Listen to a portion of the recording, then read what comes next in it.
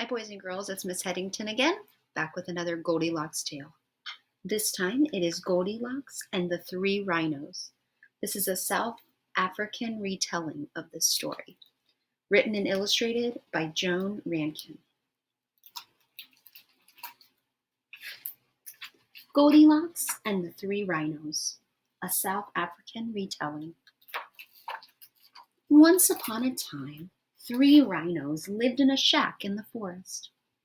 The small rhino was called Baby Rhino, the medium-sized rhino was called Mama Rhino, and the big rhino was called Daddy Rhino.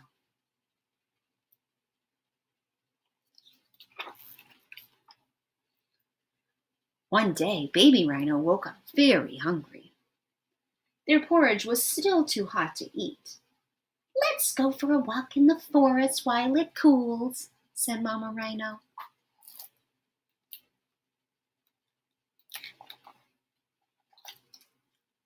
While the 3 rhinos were out walking, a little girl came to the house. Her name was Goldilocks, and she was not supposed to be in the forest alone. But Goldilocks didn't always do as she was told.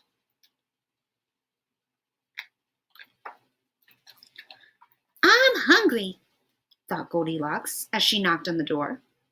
No one answered, so she pushed the door open. She saw 3 bowls of porridge steaming on the table.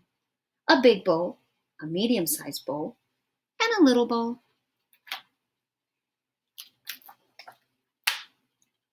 "I'll just have a little taste," said Goldilocks to herself. "Ugh! The porridge in the big bowl was too stiff. Ugh! The porridge in this medium-sized bowl is too runny. But the porridge in this little bowl was just right. Just right," said Goldilocks as she ate the whole thing. "Uh-oh," thought Goldilocks. "I better wait for someone to come home. Then I can tell them how I was hungry." Goldilocks saw 3 chairs, a big chair, a medium-sized chair, and a little chair. "I wonder whose big chair this is," thought Goldilocks, sitting down. But the big chair was no good. Too hard. Then she sat on the medium-sized chair. Too soft. So she sat on the little chair, and it was just right. "Just right," said Goldilocks. Crack, crash! But the chair broke into pieces. "Uh-oh, I'm in trouble. I better wait for someone to come home. Then I can tell them I'm sorry I broke the little chair." She peeped into the next room. There were 3 beds, a big bed, a medium-sized bed, and a little bed. "I wonder whose big bed this is," thought Goldilocks, lying down. But the big bed was no good. Too bouncy! Then she'd lie down on the medium-sized bed. Too squishy.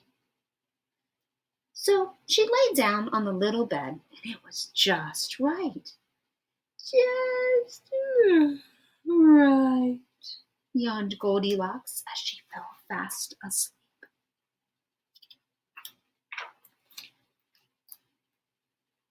When the 3 rhinos came home, they were surprised to find that the door was open.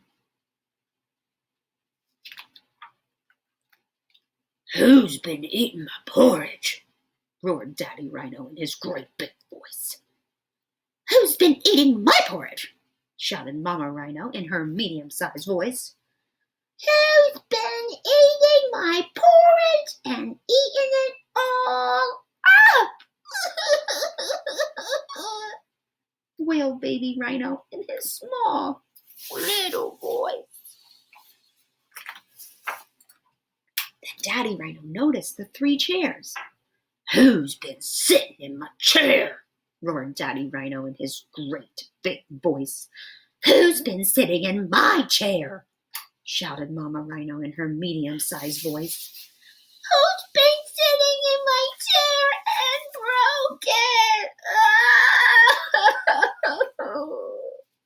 wailed Baby Rhino in his small, little voice. The three rhinos looked into their bedrooms. "Who's been sleeping in my bed?" roared Daddy Rhino in his great big voice. "Who's been sleeping in my bed?" shouted Mommy Rhino in her medium-sized voice. "Someone's been sleeping on my bed, and here she is!" wailed Baby Rhino in his small, little voice. Goldilocks woke up with a fright. She saw the three rhinos. She jumped out of bed. She climbed out the window. And then, without even saying sorry, she raced out of the house and all the way home.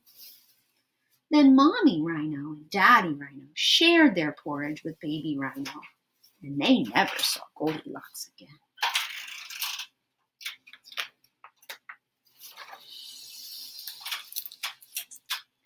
That was Goldilocks and the Three Rhinos. Keep thinking how this tale was really similar to the original one and how there were some differences as well. All right, bye.